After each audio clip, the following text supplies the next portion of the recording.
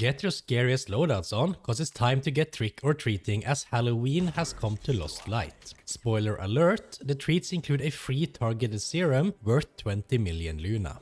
Throughout this event, you'll find Halloween points in loot containers and on Marauders. These can be spent on a set of rewards over on the event screen. Most importantly, this includes a targeted serum and a skin for the MP5. On top of this, there's also a limited time emote, avatar and medical case up for grabs. Luckily, you don't have to grind your ass off to get the points needed, as there is a set of tasks to help you out. You can get 30 Halloween points daily through a set of easy to complete tasks, as well as 60 total for logging in during certain time windows. Completing these tasks every day should net you enough points to get at least the targeted serum and the skin. You might have to grind a little bit if you want everything else, but you shouldn't need to play the game any more than you normally do. I tend to find 1 or 2 of these on average in each match, so you shouldn't need to play too many matches every day to stay en route to buy all the prizes. What sucks though is that these items don't stack, so they end up taking up a whole slot in your inventory for each one you find. On top of this, Mount Akiyama is now as spooky as ever.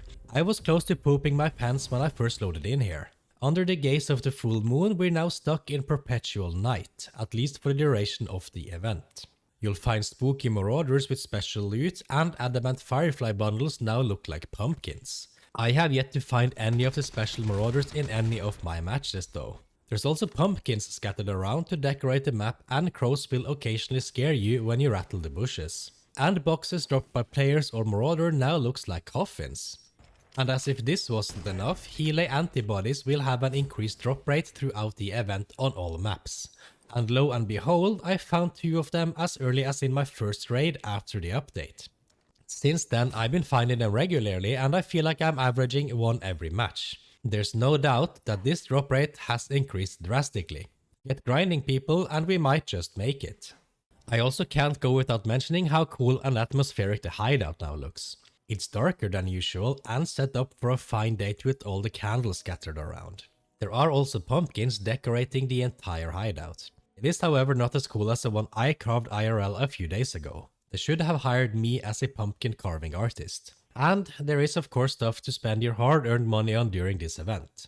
There always is, and NetEase just can't hold back from releasing something new to spend money on during an event. There's Halloween skins for a series of guns, as well as a brand new and totally silly Halloween skin for your character. At least the male variant is quite silly, that you can see a picture of here, as I can't preview it as a female firefly. There is a variant for both male and female, and I have to say that a skin like this has nothing to do in a wargame. Get out of here. The only good thing about this is that it's easier for me to see people wearing it. Oh, and it costs $30, not factoring in the generous event discount. $30. Jesus Christ. It seems like they have introduced more player bots in the matches wearing this skin as well.